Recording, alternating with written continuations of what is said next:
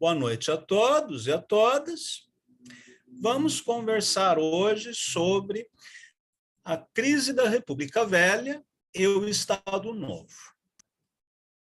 A República Velha, que se estendeu da abolição da monarquia em 1889 até a Revolução de 1930, foi um período marcado pela hegemonia econômica e política das elites ligadas à monocultura cafeicultora, sobretudo as elites latifundiárias de São Paulo e Minas Gerais.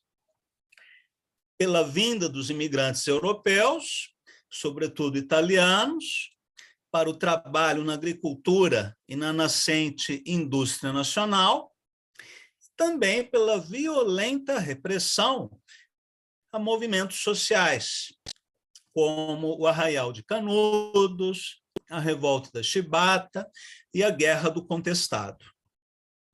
Nesta república altamente conservadora, apenas os homens brancos com determinada renda anual podiam participar das eleições e da vida política do país.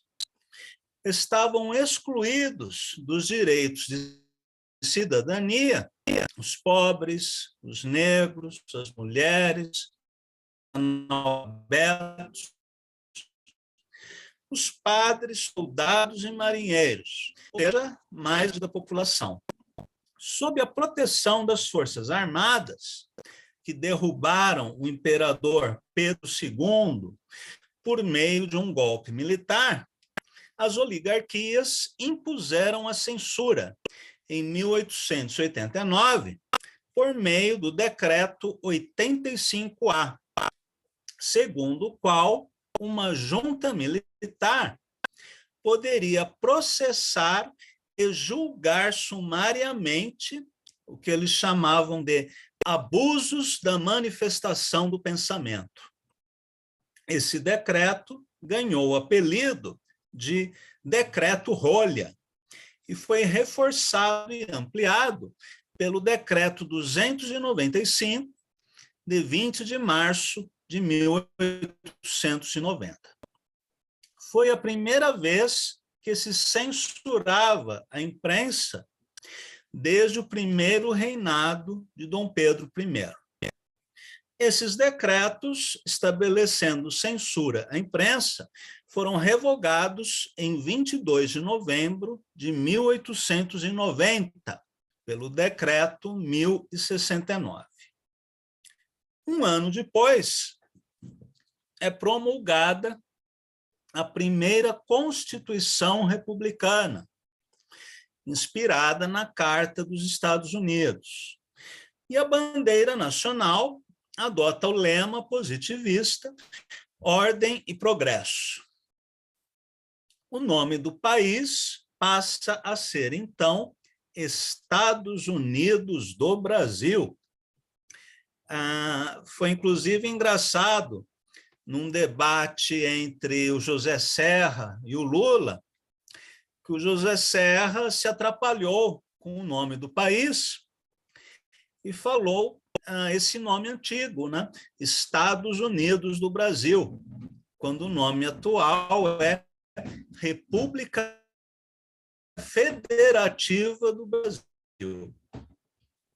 Bem, o Marechal Deodoro da Fonseca, primeiro presidente do país, buscando solucionar problemas econômicos e industrializar o Brasil, optou pela continuidade do processo de liberalização da economia, apelidado de encilhamento, iniciado ainda durante a monarquia, sob o último ministro da Fazenda Imperial, o Visconde de Ouro Preto, e continuada por Rui Barbosa.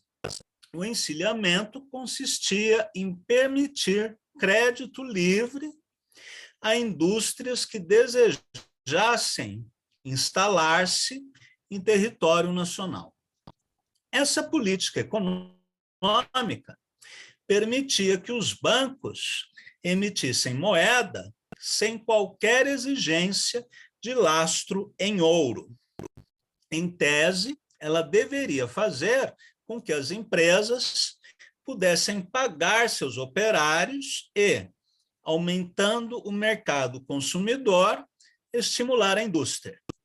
O que aconteceu, porém, como vimos no livro do Jacob Gorender, foi que a inflação elevou-se de modo exagerado. Os lançamentos de ações na Bolsa de Valores do Rio de Janeiro se davam livremente, até por empresas fantasmas, agravando ainda os efeitos negativos e a credibilidade do processo. Deodoro foi sucedido por outro militar, Floriano Peixoto, que adotou política populista, reduzindo os impostos sobre os produtos de primeira necessidade e zerando o imposto sobre a carne, sem modificar a estrutura econômica e política concentradora de renda e de poder político. De 1894 a 1930, termina o ciclo militar, com o poder sendo exercido por presidentes civis. Perdão, aqui eu cometi um erro. Vou reapresentar essa frase. Terminado o ciclo militar, após o mandato de Floriano Peixoto, o poder passou a ser exercido por presidentes civis, ligados aos interesses dos grandes proprietários de terras de São Paulo e Paraná. Daí surgindo o apelido, espera um pouquinho só, de República Café com Leite. A insatisfação popular com essa política concentradora de renda e excludente da ampla maioria da população levou a várias revoltas e a greves operárias, sobretudo em 1907 e 1917, influenciadas por ideias anarquistas trazidas pelos imigrantes italianos. O descontentamento operário e popular com essa política elitista, já no governo de Arthur Bernardes, levou à criação do Partido Comunista do Brasil, em 1922, e ao movimento tenentista, em 1924, iniciado no Forte de Copacabana, do qual participou o então jovem oficial Luiz Carlos Prestes, que liderou a célebre coluna que marchou por 25.000 quilômetros e cruzou 12 estados, inspirando a futura longa marcha de Mao Tse-tung. Os jovens tenentes reivindicavam a derrubada do governo de Arthur Bernardes, o voto secreto, a defesa do ensino público e gratuito, a obrigatoriedade do ensino secundário, o combate à miséria e à injustiça social. A grande maioria dos militares que participaram da marcha eram camponeses pobres, analfabetos ou semi-analfabetos, além de 50 mulheres que aderiram à marcha e chegaram a combater as tropas federais ao lado dos homens.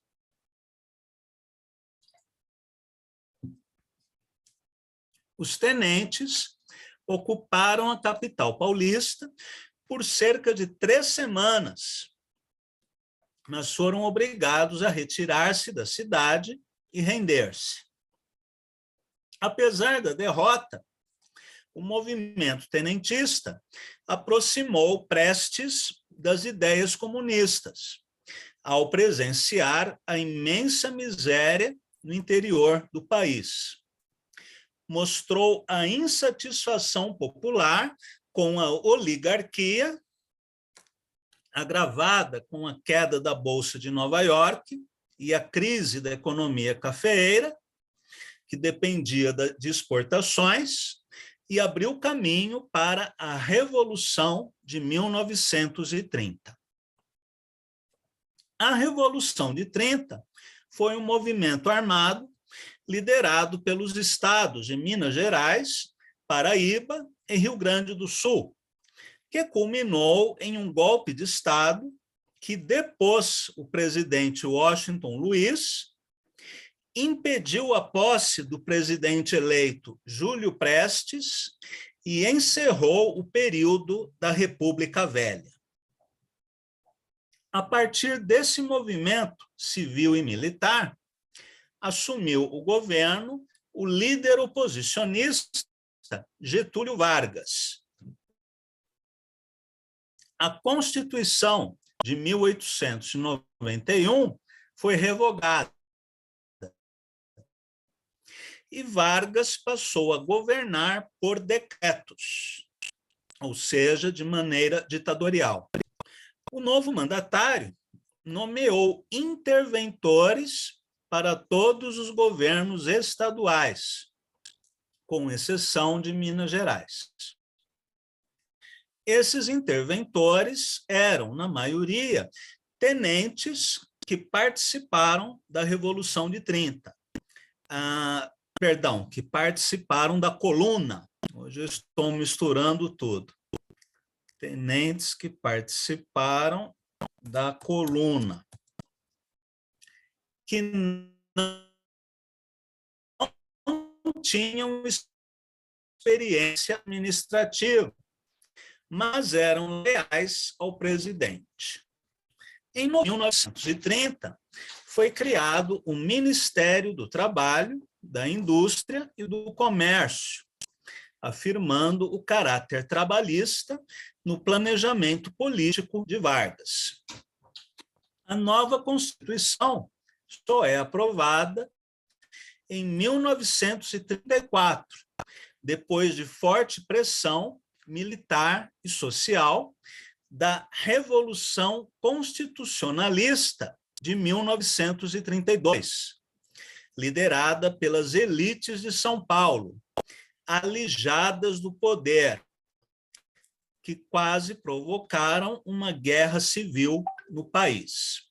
Há quem considere a Revolução de 1932 como sendo um movimento democrático, um movimento pela Constituição, quando não foi nada além de uma revolta dos oligarcas paulistas, a perda de seu poder pelas novas forças que chegaram ao governo federal. A nova Constituição só foi aprovada em 1934, depois de forte pressão da chamada Revolução Constitucionalista de 32. Com a derrota do movimento constitucionalista, foi decretada uma nova Constituição em 37, que inaugurava o Estado Novo no Brasil, inspirado nas experiências fascistas na Europa, sobretudo as da Itália e Portugal.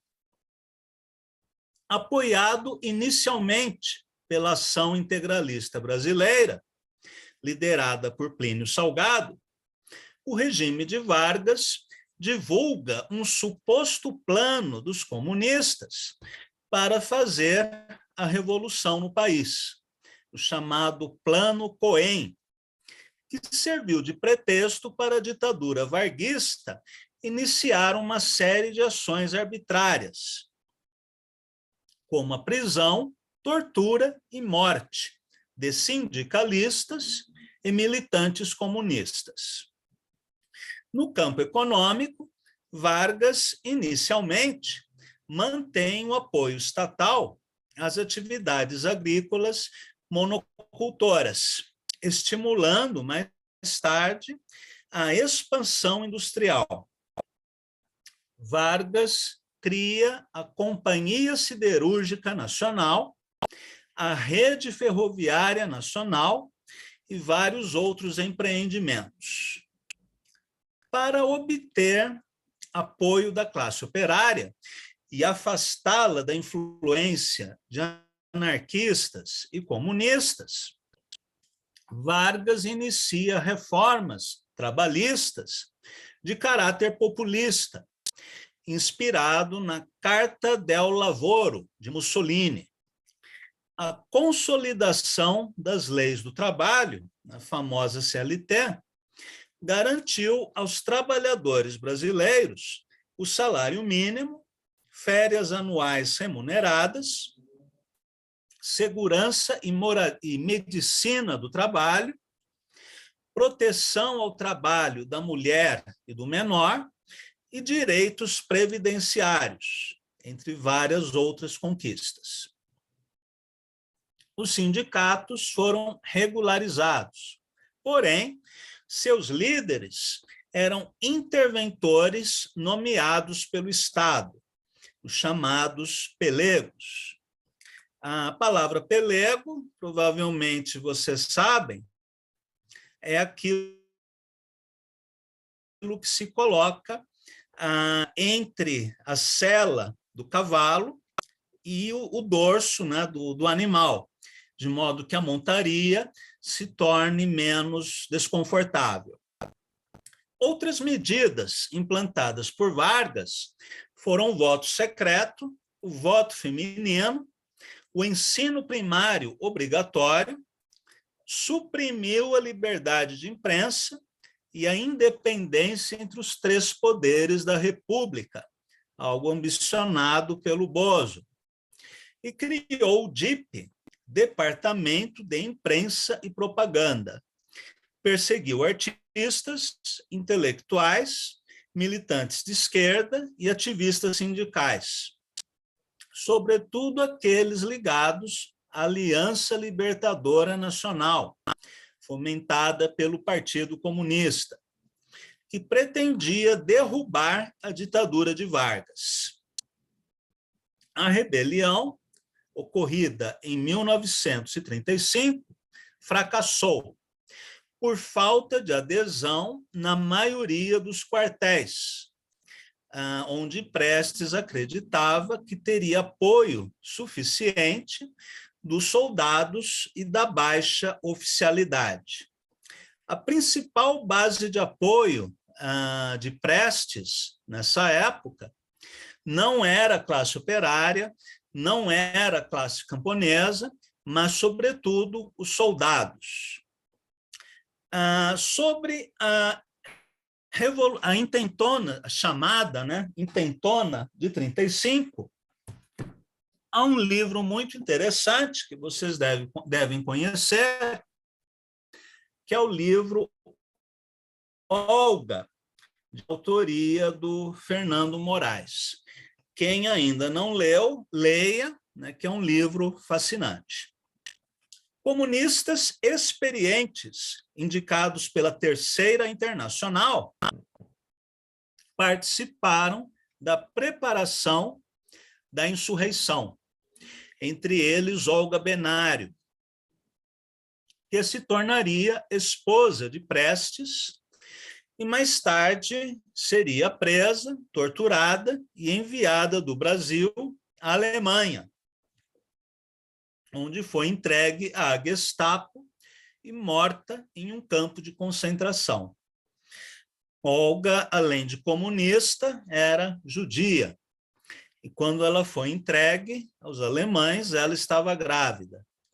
Felizmente, a mãe de Prestes conseguiu viajar até a Alemanha e, com os contatos diplomáticos que ela tinha, ela conseguiu resgatar a criança, a Anita Leocádio Prestes, que, aliás, é autora de um outro livro que eu vou indicar a vocês, que se chama A Coluna Prestes, né, de autoria da filha, né, Anita Leocádia, e que é bem interessante. Muito bem.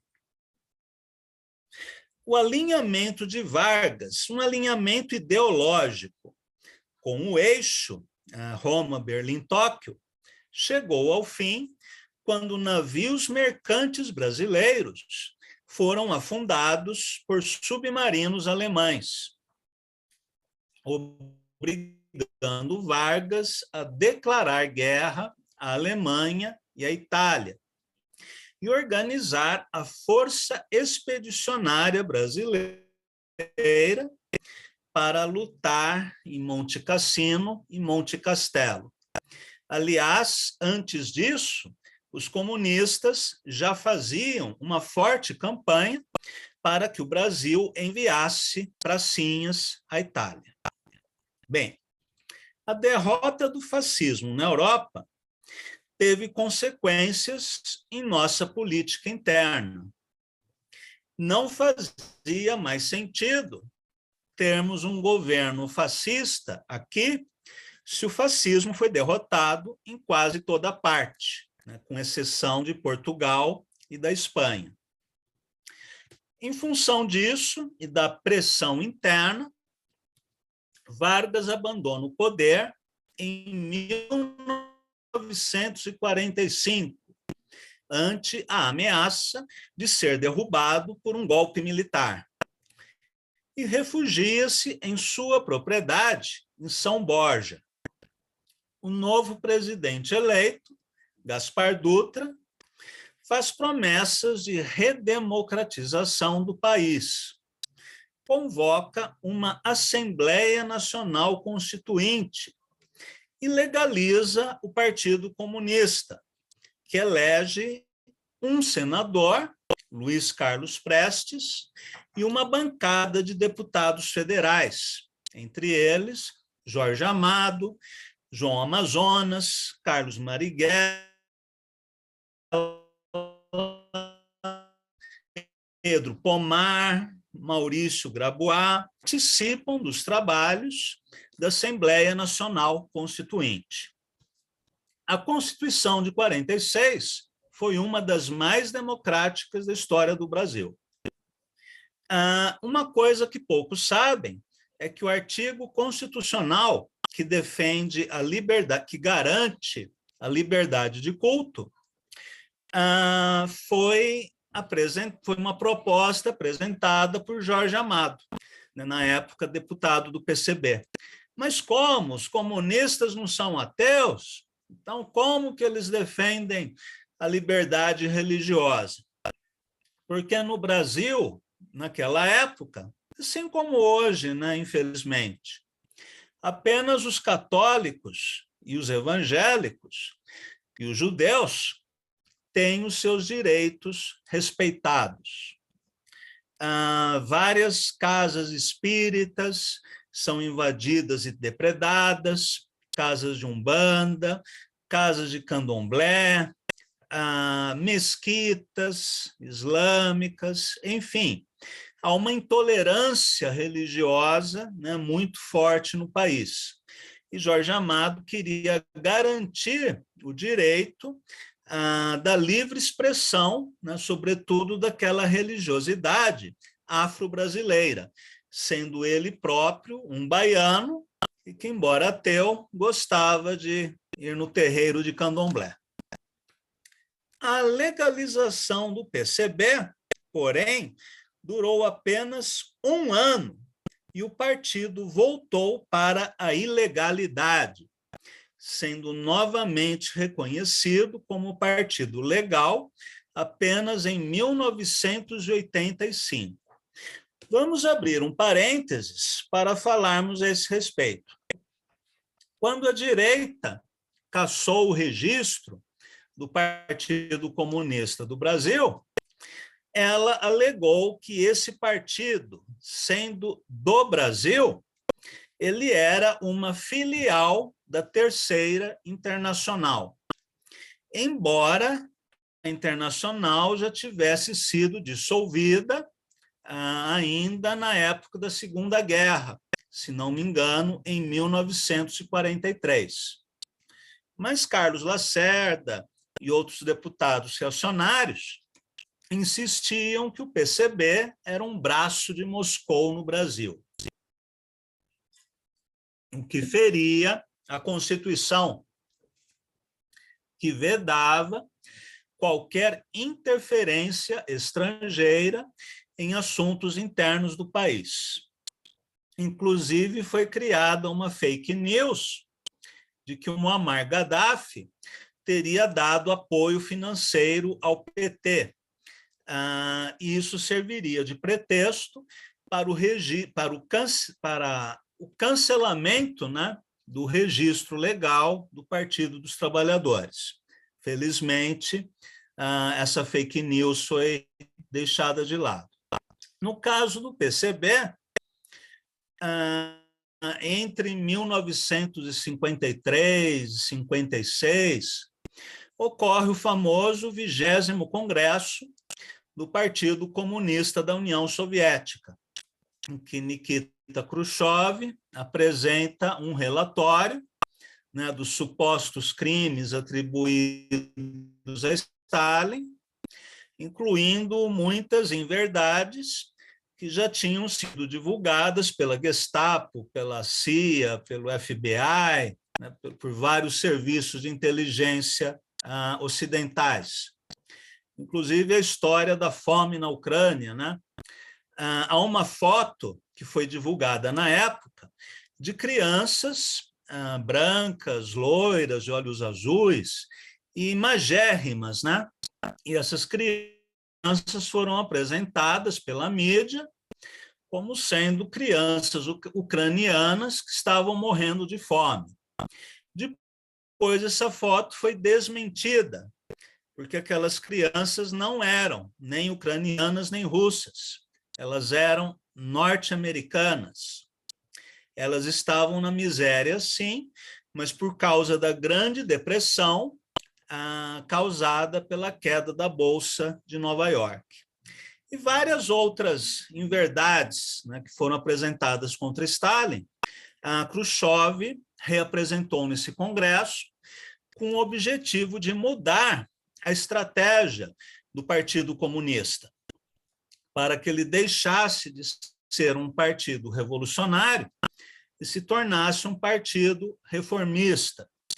Então, Khrushchev vai falar em transição pacífica para o socialismo, em lugar da Revolução Armada.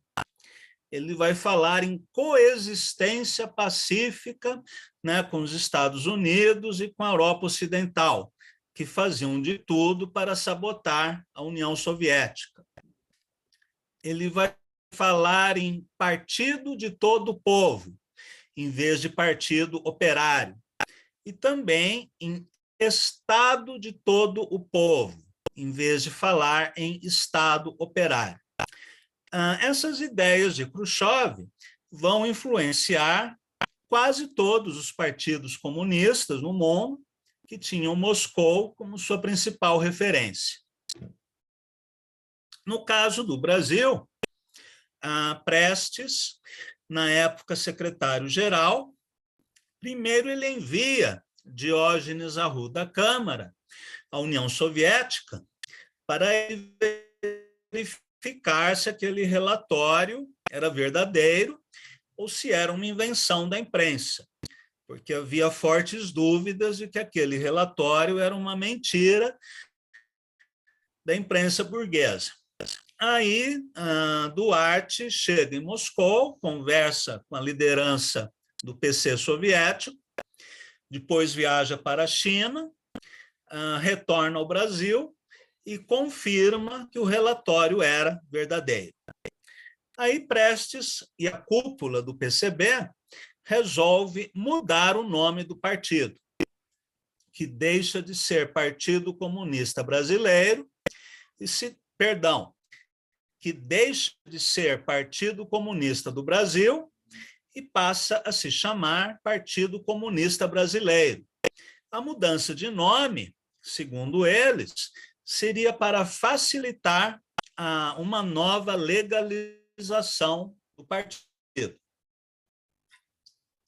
Esse adjetivo brasileiro já, segundo eles, né, deixaria claro que o partido não é manipulado por potências estrangeiras.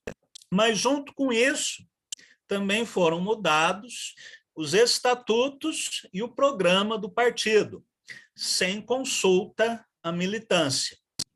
É algo que foi decidido de cima para baixo, né, pelo secretariado do Comitê Central.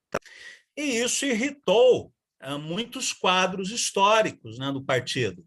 O próprio Marighella, o Grabois, o Amazonas, o Pomar, e outros líderes importantes, o próprio Diógenes Arruda Câmara, que em 62 rompem com o antigo PCB e criam o PCdoB, né, o Partido Comunista do Brasil, que retomou, né, na época, o nome, os símbolos, o programa e os estatutos, né, do partido original. E de lá para cá tem acontecido todas as mudanças que vocês acompanham, né? O PCB, que era um partido extremamente conservador, quase de direita, o PCB dos anos 80, ele é hoje, né, um partido ultra-esquerdista, né, que parece um PSTU, né? Tem uma posição de extrema esquerda que eu acho bastante equivocada. Mais hoje tem uma postura mais moderada com a leitura. Se o primeiro governo Vargas pode ser chamado de autoritário, semifascista ou fascista, conservador na política, nos costumes, porém populista em sua agenda trabalhista. O segundo governo trabalhista brasileiro, o PTB, desta vez com apoio dos comunistas, terá um caráter democrático e nacionalista muito acentuado. Inclusive, fotos que mostram Getúlio Vargas ao lado de Luiz Carlos Prestes em um comício. Prestes foi muito criticado por apoiar alguém que entregou a sua esposa grávida aos nazistas. Do ponto de vista pessoal, acredito que ele tenha sofrido muito ao fazer essa escolha. Mas dentro das opções políticas existentes no Brasil naquela época, Vargas era o mais progressista, digamos assim, apesar de seu passado autoritário, extrema-direita. Mas o Getúlio Vargas dos anos 50 é outro político, com outro discurso, com outro programa, né, com outras palavras. Vargas, no seu segundo mandato, cria a Petrobras, hoje uma das maiores empresas de prospecção de petróleo no mundo. Propôs a criação da Eletrobras, que só aconteceu em 1962, após a sua morte. Emite um decreto sobre o monopólio estatal da exploração e produção de petróleo, em vigor até 1997, quando o FHC irá modificar essa lei. Eleva o salário mínimo em 100%, gerando forte reação contrária das elites. Limita a remessa de divisas de empresas estrangeiras no Brasil para o exterior a 8%. Imaginem cólera, né, das empresas transnacionais. Criou o Instituto Brasileiro do Café, iniciou a construção da rodovia Fernão Dias e da usina hidroelétrica Paulo Afonso. E criou ainda o BNDES, para conceder empréstimos a empresários que desejavam investir no ramo industrial.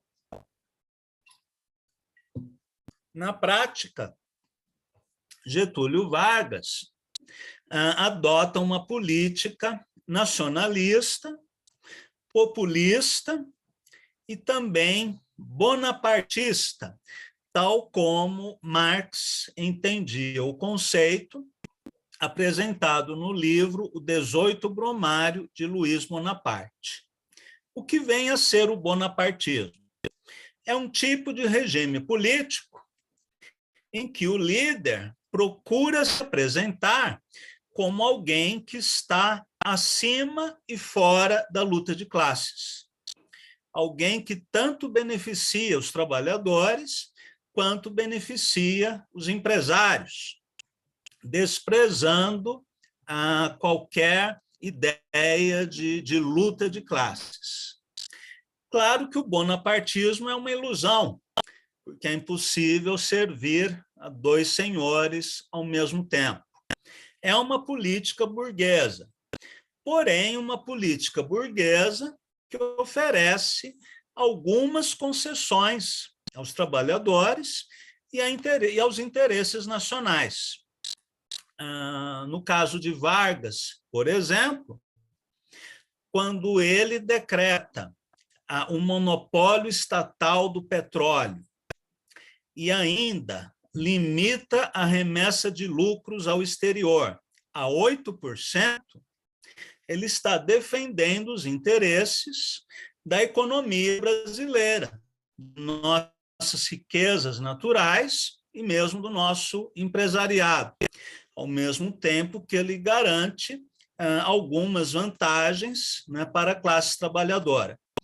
Vargas cria dois partidos, o PTB, Partido Trabalhista Brasileiro, de forte base operária. O PTB era muito mais influente junto à classe operária do que o PCB. E o outro partido que ele cria é o PSD, o Partido Social Democrata, que é um partido de direita que representa os interesses dos empresários. Então, por meio desses dois partidos, PTB e PSD, Vargas consegue fazer um jogo com as duas classes que estão em oposição. Mas, como sempre acontece em regimes bonapartistas, eles não conseguem sobreviver por muito tempo. Vargas sofre uma forte oposição na imprensa, sobretudo de Carlos Lacerda. E se vocês forem pesquisar jornais de época, Vargas, assim como Getúlio não, assim como João Goulart, Lula, Dilma, era acusado de duas coisas: comunismo e corrupção. E quando se falava em corrupção, falava-se sempre na Petrobras, seja no governo Getúlio, seja no governo Jango, seja nos governos de Lula e Dilma. A Petrobras é a grande responsável pela corrupção. E, ao mesmo tempo, falava-se na infiltração comunista, que chegariam ao poder pacificamente, pegando carona nesses governos de centro-esquerda. Bem, Vargas não cerceia a liberdade de imprensa, porém, acontece um atentado, até hoje não muito esclarecido, na Rua Toneleiro, onde Carlos Lacerda, o principal inimigo de Getúlio, tanto no parlamento quanto na imprensa,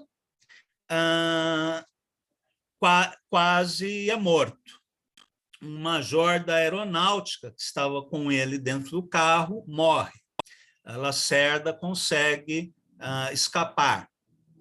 E, claro, as acusações se voltam para o governo de Getúlio, principalmente a sua guarda pessoal e alguém chamado Gregório, um ajudante imediato, né, de Getúlio, que teria sido o mandante desse atentado. Aí começa a articulação golpista para derrubar Getúlio Vargas, que lembra muito um filme que nós já conhecemos. Esse golpismo contra Getúlio Vargas é estimulado pela imprensa, pelo parlamento, pelos militares, pelo STF. E, inclusive, o vice de Getúlio Vargas é sondado sobre uma possível adesão ao movimento golpista. Portanto, a direita brasileira não tem nenhuma criatividade, né? Ela sempre usa os mesmos recursos. Diante dessa articulação golpista, o impeachment de Vargas parecia ser inevitável. Ele tinha duas opções, ou três opções. A primeira, renunciar. Mas ele via a renúncia como algo covarde. Ele não queria passar essa impressão para aqueles que o seguiam, que o admiravam. A outra alternativa seria chamar um setor militar que o apoiava e fazer a resistência armada. Tudo bem, vocês têm parte do Exército? Eu também tenho uma parte do Exército. E ainda posso convocar os trabalhadores a irem às ruas a defender o meu governo. Porém, se Getúlio fizesse isso, seria um banho de sangue. E ele resolve por uma terceira alternativa: o suicídio como gesto político, como uma grande performance política. Ele não apenas comete suicídio, como deixa uma carta-testamento, que é um documento político interessantíssimo, que eu lerei a vocês. Carta-testamento Getúlio Vargas. Mais uma vez, as forças e os interesses contra o povo coordenaram-se e novamente se desencadeiam sobre mim. Não me acusam, insultam, não me combatem, caluniam e não me dão direito de defesa. Qualquer semelhança com Lula e Dilma não é coincidência. Precisam sufocar a minha voz e impedir a minha ação, para que eu não continue a defender, como sempre defendi, o povo e principalmente os humildes. Sigo o destino que me é imposto. Depois de decênios de domínio e expoliação dos grupos econômicos e financeiros internacionais, fiz-me chefe de uma revolução e venci. Iniciei o trabalho de libertação e instaurei o regime de liberdade social. Tive de renunciar. Aqui ele se refere ao Estado Novo. Voltei ao governo nos braços do povo, na sua eleição em 50.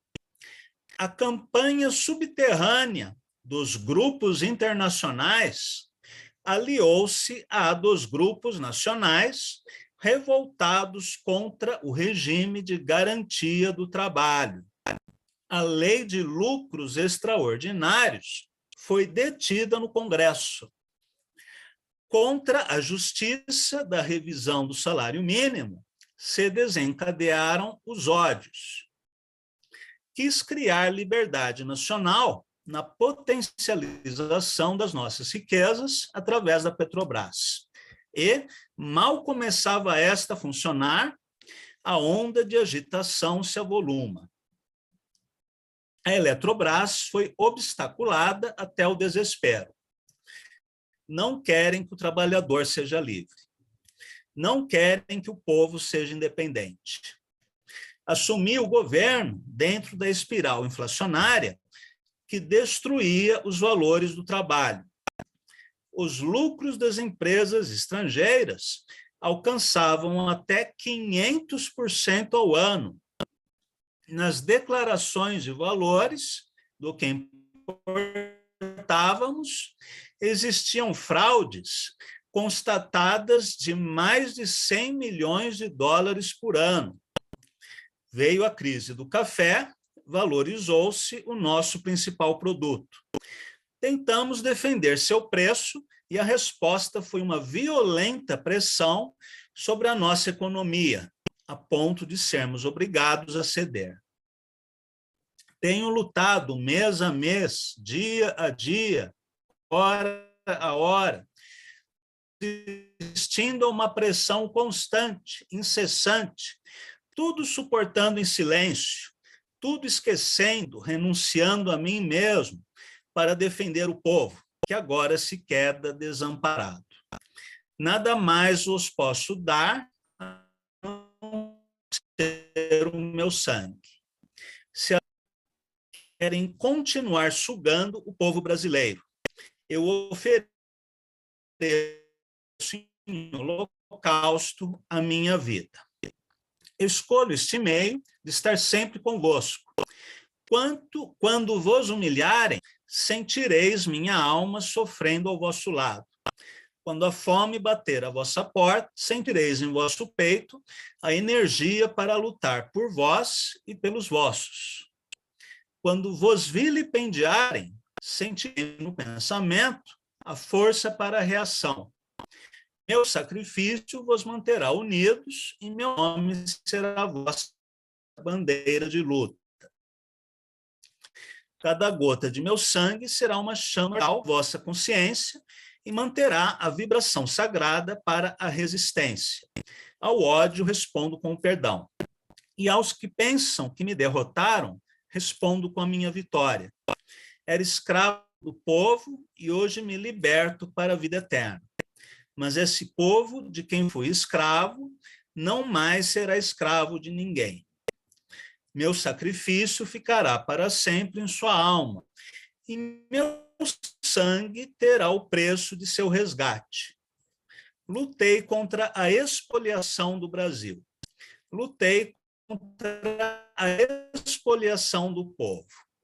Tenho lutado de peito aberto. O ódio, as infâmias, a calúnia não abateram meu ânimo. Eu vos dei a minha vida. Agora vos ofereço a minha morte. Nada receio. Serenamente dou o primeiro passo no caminho da eternidade e saio da vida para entrar na história. Rio de Janeiro, 23 de agosto de 1954. Esse é um baita documento histórico, por mais que Getúlio pretendesse também criar uma lenda em torno de si mesmo, se autoglorificar, mas nessa carta-testamento ele aponta questões muito importantes, sobretudo o peso do grande capital internacional que, aliado às oligarquias locais, se esforçaram para afastá-lo do poder, uma vez que ele ameaçava tanto o interesse dos grandes capitalistas internacionais, que estavam de olho em nosso petróleo, em nossas riquezas naturais, como a burguesia, que se sentia incomodada com os aumentos salariais e com as leis trabalhistas que favoreciam os operários e o conjunto dos trabalhadores. Nós podemos facilmente fazer uma comparação entre Getúlio, João Goulart e Dilma. Nos três casos, houve essa somatória de forças: Congresso, imprensa, judiciário, militares, capital estrangeiro, que se unem para derrubar governos democráticos, populares, que oferecem alguns benefícios à classe trabalhadora sem romper com o capitalismo, mas nem isso as elites aceitam. Getúlio vai deixar uma herança, que é o PTB, o Partido Trabalhista Brasileiro, partido que elegerá, mais tarde, Jânio Quadros e o seu vice, João Goulart. Com a renúncia de Jânio, que nós comentaremos na semana que vem, Goulart, do PTB, assume o governo e retoma a agenda trabalhista de Getúlio, sofrendo a mesma resistência que Getúlio sofreu, só que com um desenlace diferente. E aqui fizemos um breve resumo de algumas décadas de história, mas eu achei importante falarmos minimamente da República Velha, do tenentismo, do getulismo, antes de iniciarmos as aulas sobre o golpe de 1964, que começaremos a ver na semana que vem.